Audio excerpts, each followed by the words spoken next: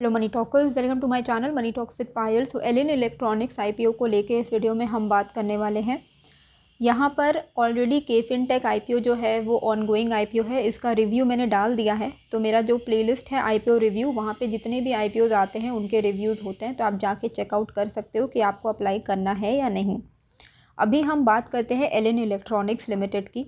तो ये basically leading electronic manufacturing services manufacturer है जो कि मेजर ब्रांड्स होते हैं lighting, fan, small kitchen appliances के, उनके मैन्युफैक्चरर को उनको वो end to end product solution provide करता है।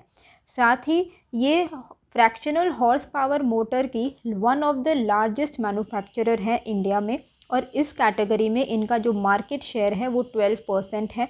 And LED lighting and flash light में अगर हम देखें तो इनका 7% का मार्केट शेयर है। तो इनका तगड़ा मार्केट शेयर है, एंड साथ ही इनका जो प्रोडक्ट पोर्टफोलियो है वो भी काफ़ी ज़्यादा डाइवर्सिफाइड है। तो ये पॉजिटिव पॉइंट है। LED lighting, fans and switches इनका एक प्रोडक्ट, एक इनका रेवेन्यू का एक पार्ट है, जहाँ पर इनके signify innovations and ever ready जैसे इनके ब्रांड्स हैं जो इनके कस्टमर्स हैं।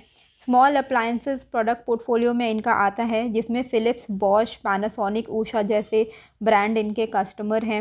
फ्रैक्शनल हॉर्स पावर मोटर्स में भी बॉश, फेबर, पैनासोनिक, प्रीति ग्रुप, एससीबी, ऊषा, हैवल्स, ये सारे इनके कस्टमर्स हैं। मेडिकल डायग्नोस्टिक कार्ट्रिजेज में इनका जो मॉलबियो डायग्नोस्टिक प्राइवेट लिमिटेड है वो इनके कस्टमर हैं। And moulded and sheet metal parts में डेंसो एंड आईएफबी जैसे बड़े जो कंपनीज़ हैं वो इनके कस्टमर्स हैं।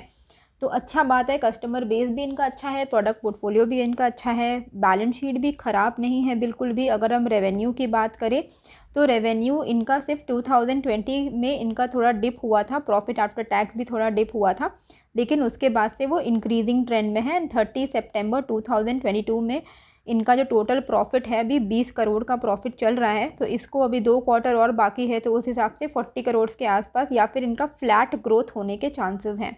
ठीक है, ईयर ऑन ईयर इंक्रीज़ हो रहा था, अब यहाँ पे हो सकता है एक फ्लैट ग्रोथ हमें देखने को मिले। टोटल बोरोइंग इस कंपनी में 102 करोड़ की है एज ऑन 30 सितंबर 2022। अब यहाँ पर आप देखोगे कि 20 दिसंबर को ये ओपन हो चुकी है, 22 दिसंबर तक ये चलेगी। 247 का इसका कट ऑफ प्राइस है। अगर आपको इसमें अप्लाई करना है तो 247 के कट ऑफ प्राइस पे ही अप्लाई करना है। इशू साइज़ जो है 475 करोड़ का है, जिसमें से फ्रेश इशू है 175 करोड़ का, एंड 300 करोड़ का इनका ऑफ़र फॉर सेल है। इसका मतलब ये होता है कि 300 करोड़ रुपए जो हैं वो प्रमोटर के पॉकेट में जाएंगे, एंड 175 करोड़ जो है वो कंपनी की तरफ जाएंगे। और वो क्या करने वाले हैं इससे अभी जो मैंने आपको 102 करोड़ का डेट दिखाया है उसको वो पार्शियली रीपे करेंगे। थोड़ा बहुत डेट रह जाएगा कंपनी में, एंड बाकी अपने ये 2 एग्जिस्टिंग फैसिलिटीज़ को एक्सपैंड करने वाले हैं, उसमें कैपिटल एक्सपेंडिचर करने वाले हैं। गाज़ियाबाद एंड गोवा वाले इन फैसिलिटीज़ में ये थोड़ा बहुत उसमें पैसे लगाने वाले हैं। तो ये सारा अमाउंट जो है 175 करोड़ वो इन दोनों चीज़ में जाएगा, पर मेजॉरिटी इनका जो इशू साइज़ है वो ऑफ़र फॉर सेल है। बहुत सारी अच्छी बातें हो गई, अभी हम नेगेटिव्स पे भी आएंगे। प्राइस टू अर्निंग अगर हम देखें तो डिक्सॉन और एम्बर इसके कॉम्पिटिटर्स हैं। उनमें से अगर हम देखें तो एलिन इलेक्ट्रॉनिक्स चीप वैल्यूएशन में आ रही है एज़ कंपेयर टू अपने पीयर्स। अगर हम इनके कॉम्पिटिटर्स के साथ इनको कंपेयर करें तो वहाँ के हिसाब से ये चीपर वैल्यूएशन पे लेके आ रही है। अब आते हैं यहाँ पे नेगेटिव्स में। लिटिगेशन केसेस इनमें टैक्स रिलेटेड काफ़ी ज़्यादा है, जो कि कॉमन है किसी भी कंपनी में। कुछ कंटिंजेंट लाइबिलिटीज़ भी हैं। टोटल अमाउंट इसमें सब कुछ मिला के 7 करोड़ के आसपास है, जो कि litigations activities as well as contingent liabilities में इन्वॉल्व है। कैश फ्लो इनका नेगेटिव है, ये आप देख सकते हो। 2020 मतलब प्री कोविड इनका पॉजिटिव कैश फ्लो था, पोस्ट कोविड से इनका नेगेटिव कैश फ्लो ही चल रहा है year on year, which is a negative sign. हालांकि रिड्यूसिंग में है, लेकिन अभी आप सितंबर 2022 के क्वार्टर को देखोगे तो फिर से इनका कैश फ्लो काफ़ी ज़्यादा नेगेटिव वापस से बैक टू स्क्वायर वन जा चुका है 2021 के लेवल पे। तो नेगेटिव कैश फ्लो है, और ये इनका एक रिस्क फैक्टर भी है कि अगर इसी तरीके से इनका कैश फ्लो नेगेटिव रहा तो बिजनेस को इम्पैक्ट पड़ सकता है। प्रमोटर होल्डिंग काफ़ी कम हो जाएगी आफ्टर दिस इशू। इतना अच्छा इनका लीडरशिप पोजीशन है इतना अच्छा इनका मार्केट शेयर है, इतने सारे बड़े बड़े कस्टमर्स हैं, उसके बावजूद भी ये अपने शेयर होल्डिंग को कितना ज़्यादा डाइल्यूट कर रहे हैं कि अब इनके पास सिर्फ 32.93% का शेयर होल्डिंग रह जाएगा।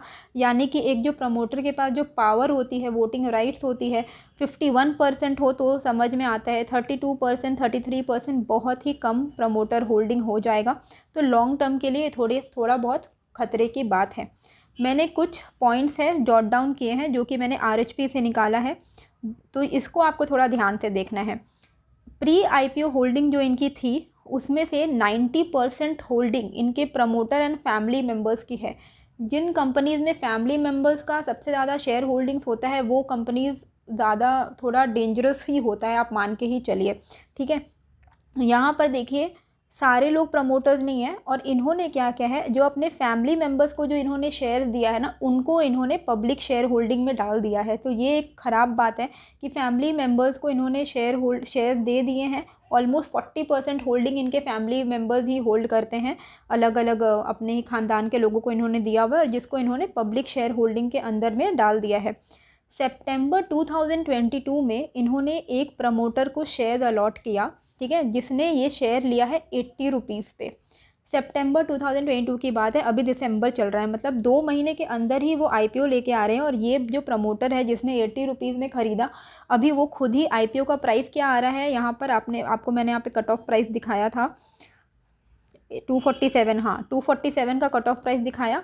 जिस प्रमोटर ने 80 रुपीज़ में सितंबर 2022 में 2 महीने पहले लिया है, वो इसको मतलब 3 टाइम्स दाम में बेच रहा है, ठीक है, क्योंकि वो प्रमोटर भी सेलिंग प्रमोटर है, तो 3 टाइम्स प्राइस में विद इन 2 मंथ वो बेच रहा है। तो ये exactly it is a very good scheme कि आईपीओ लाओ और प्रमोटर अपना मस्त पैसा बना के निकल जाते हैं। नेक्स्ट पॉइंट जो है, ये सारी चीज़ें ना वर्ड ऑफ कॉशन है, ऐसा नहीं कि प्रमोटर का बेचना कुछ बुरी बात है, लेकिन 2 महीने पहले ही 80 रुपीज़ में उन्होंने लिया ना, तो अभी 247 पे क्या सोच के वो ला रहे है ना। अभी प्रमोटर्स अगर इतनी अच्छी कंपनी है तो इतने ज़्यादा वो स्टेक क्यों डाइल्यूट कर रहे हैं, why so much of offer for sale, 300 crore का ऑफर फॉर सेल क्यों है। इनफैक्ट इस आईपीओ आने से पहले जब इन्होंने फाइलिंग की थी आरएचपी की, डीआरएचपी की, तो इन्होंने थोड़ा ज़्यादा बड़ा इशू साइज़ ये लेके आने वाले थे 750 करोड़ के आसपास में, जहाँ पर 500 करोड़ का ये ओएफएस लाने वाले थे। पर बाद में इन्होंने क्या किया कि इशू साइज़ थोड़ा घटा दिया मार्केट सिनारियो को देखते हुए। तो अगर इन्होंने पहले इशू साइज़ पे लाया होता तो 500 करोड़ ये प्रमोटर सेल करने वाले थे, उनका प्लान में ये था, पर अभी 300 करोड़ सेल कर रहे हैं। तो अगर इतनी अच्छी कंपनी है तो क्या उनको ऐसा लग रहा है कि आगे जाके इनका बिजनेस में डी ग्रोथ, क्या उनको कुछ ऐसा दिख रहा है जिस वजह से वो खुद ही एग्जिट कर रहे हैं कैश के लिए, ये भी एक क्वेश्चन की बात है।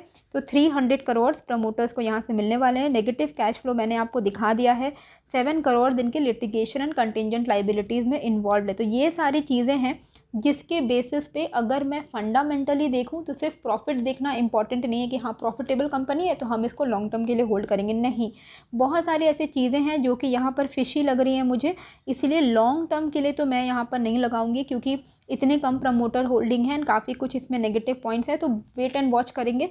लिस्टिंग गेन्स के लिए हमें क्या करना चाहिए, तो उसके लिए अभी डे 1 स्टेटस अगर हम देखें, HNI अभी तक 11% सब्सक्राइब हुई है एंड रिटेल कैटेगरी 25% सब्सक्राइब हुई है, और ये फुल्ली सब्सक्राइब हो भी जाएगी क्योंकि इनका जो ग्रे मार्केट प्रीमियम चल रहा है वो ऑलमोस्ट 20% का चल रहा है, ठीक है।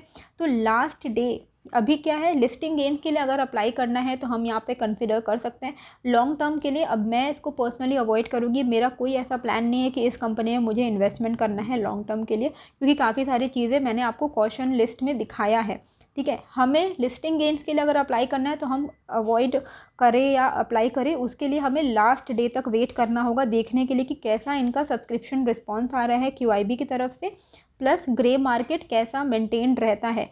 तो लास्ट डे इनका कब है, 22 दिसंबर। अभी मेरा 50-50 चांस है इस IPO में अप्लाई करने का। 22 दिसंबर को फाइनल डिसीजन आपको मेरे चैनल पे मिल जाएगा, तो आप मेरे चैनल को सब्सक्राइब करके रखिएगा।